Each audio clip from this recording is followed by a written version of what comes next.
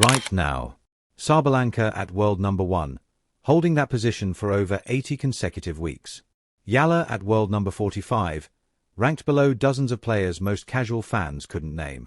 And yet, tournament directors, former world numbers, and the sport's most respected voices are all circling the same question. Not whether Sabalenka is dominant, she is, but whether dominance and drawing power have quietly become two entirely different things in professional tennis. I saw the other day with Alexandra Eala. Yeah, that's been the talk, which is understandable. There's some players coming from respective countries, like she's coming from Philippines, which is now a big deal. She's been the biggest ever tennis player from that country, which is a big country, and there's a big interest. So things like that happen. I mean, you could argue that it was maybe a poor schedule, and maybe they could schedule them on a bigger court, yes, but, again, she's so young, and she's just coming in obviously, the first couple of rounds, the schedule is so packed, the big courts with big names, it's difficult. It's not easy to manage that. But again, it's a good problem to have, to be honest, you know. This was definitely one of the bigger Filipino turnouts. Also, New York was huge. It was tough because it also depends what court you're on, you know, that you feel the noise and things. I would say the top two so far have been Melbourne and New York. In January 2026, at the National Tennis Centre in Melbourne during the Australian Open, Alexandra Eala finished a routine outdoor practice session. No dedicated security detail had been assigned to her. Standard protocol for a player at her ranking. As Eala tried to leave the court alongside her father and coach, a massive crowd surged forward. She was pushed backward against a concrete wall by the sheer momentum of the crowd. Eala, her father, and her coach had to shout at fans just to get enough space to move. That's not how you describe a player ranked 45 in the world, that's how you describe an icon that same month Aryna Sabalenka was building toward the dominant season that would eventually produce the Sunshine Double, a feat no one had accomplished since Agate in 2022. Sabalenka's game built on aggressive baseline power and one of the most punishing ball-striking arsenals on the WTA Tour had never looked sharper while Sabalenka was winning matches. Eala was stopping crowds, and in 2026, those are no longer the same thing. Sometime in early 2026, a phrase started circulating in media circles, not from a headline or a formal report, from the language of tournament organizers and analysts trying to describe something they hadn't been trained to measure. Fans only pay when Alex plays. 5 words. But inside those 5 words is one of the most significant economic shifts the WTA Tour has seen in years. Because that phrase isn't describing a champion, it's describing a draw. And in professional sports, those two things have always been assumed to be the same person.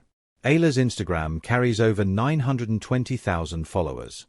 Her engagement rate sits between 15 and 20%, a figure analysts consistently describe as vastly superior to the WTA average. At the 2026 Miami Open, her run to the round of 16 earned her roughly $15,720 in prize money. But the crowd revenue, the broadcast interest, and the ticket demand around matches in Dubai, Doha, and Melbourne, none of that fits neatly into a prize money table. Coco Gauff, ranked number 3 in the world, acknowledged it directly. Gauff said she's happy that Eala is bringing a new demographic to the sport when the world number 3 publicly affirms the drawing power of the player ranked 45. That's not a footnote anymore.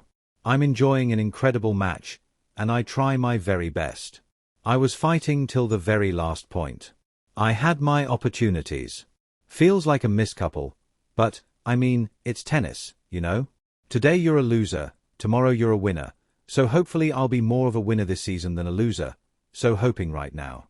To really understand what ISA represents in 2026, you have to go back to March 2025 at the Miami Open. She walked in as a wild card ranked 140th in the world. Wilders ranked 140th don't reach semi-finals. They don't defeat multiple former Grand Slam champions. Eala did both, including a win over Eat, a multi-time major winner who had herself held the world number 1 position. That Miami run transformed Eala from a promising junior talent into a cultural phenomenon across the global Filipino diaspora. One of the most geographically spread sports fan bases on the planet. Sports analysts in the Philippines reached for the most powerful comparison they put her drawing power alongside Manny Pacquiao, the multi-division boxing champion widely regarded as one of the greatest and most famous sports icons in Asian history. That comparison is not made casually, and it is not made about a player ranked 45 under normal circumstances, but the full picture goes even further. Eala has graced the cover of Vogue. She was named the Philippine Sports Writers Association Best Athlete of the Year, the first Asian tennis player in history to win the award. She served as the national flag bearer at the 2025 Southeast Asian Games. These aren't the credentials of an athlete still searching for an identity. These are the credentials of someone her nation has already decided is a symbol. Of course I see some of the things, but for some reason I see more negative than positive about myself.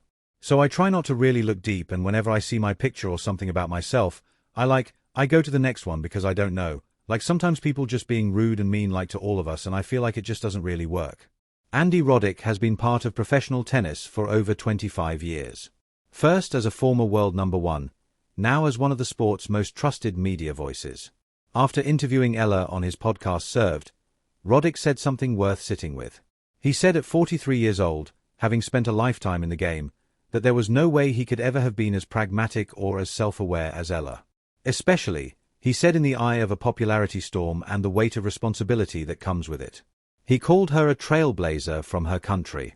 He called her a gift to tennis. A former world number one saying a 20-year-old at ranking 45 carries more composure than he ever did at her age. That's not a throwaway compliment. Greg Rusedki, former British number one, reached his own conclusions independently. Rusedki said, Ella moves exceptionally well, competes incredibly well, and thinks tactically in ways that stand out given everything resting on her shoulders.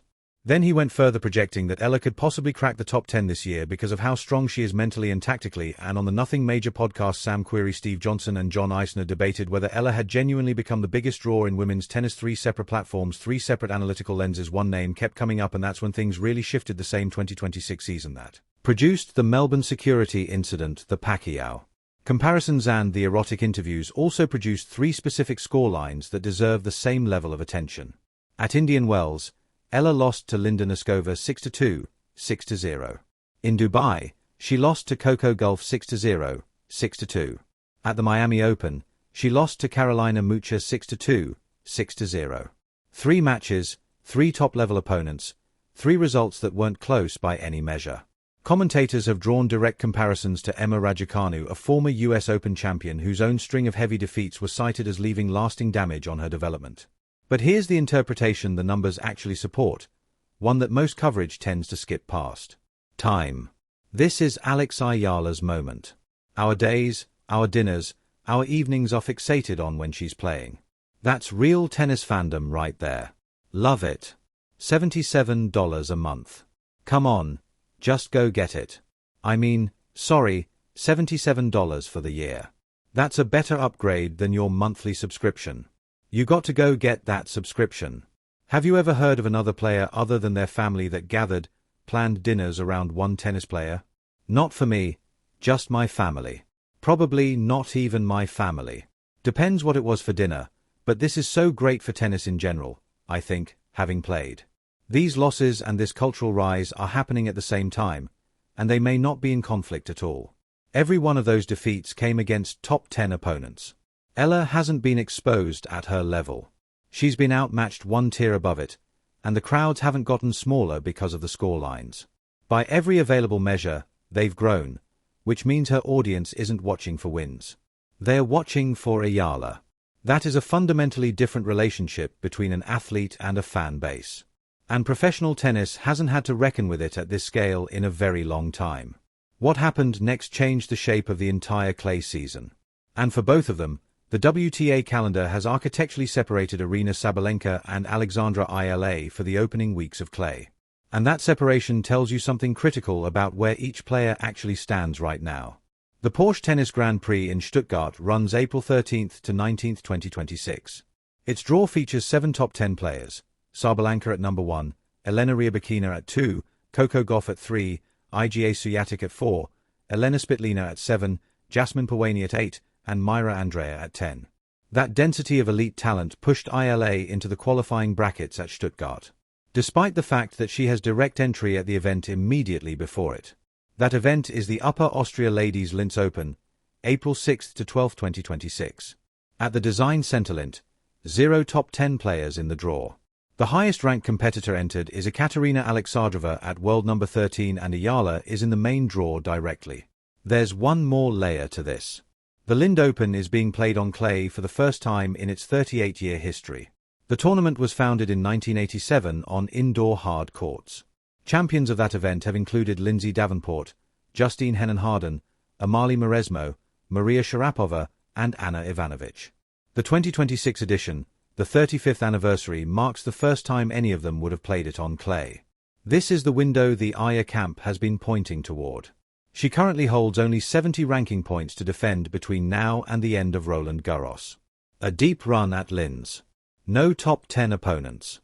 Direct main draw access could realistically push her back toward the top 30 before the French Open. The total prize fund at Linz is $126,446. A semi-final earns $66,489. The title earns $186,870. More importantly, Alyna's title delivers the ranking points that could hand a seating at Roland Garros. And if Ella arrives at Roland Garros seated with her crowds, her engagement numbers, her Pacquiao comparisons, and her adjusted security protocols, the question of who the biggest draw in women's tennis stops being a debate. In the days before Linz, Eala was photographed training at the Rafa Nadal Academy in Mallorca, making final adjustments as she prepares to transition her hardcore movement to clay at this level for the first time. After Linz comes Stuttgart qualifying, then the Mucha Madrid Open from April 21st to May 3rd at Real Madrid's Bernabeu Stadium, the first time the tournament has ever been held at that venue. Then Roland Garros in mid-June. Eala has said that when people think of the Philippines and tennis, they think of her. She's also said she feels grateful. It's because she has witnessed poverty in her surroundings. One statement of enormous national responsibility, one of quiet personal humility. Both from a 20-year-old stepping onto clay courts that have never hosted this tournament before in a draw with no top 10 players with 70 points to defend and a Roland Garros seeding potentially within reach. Nobody is questioning whether Aryna Sabalenka is the better tennis player right now. By every competitive measure available, she is.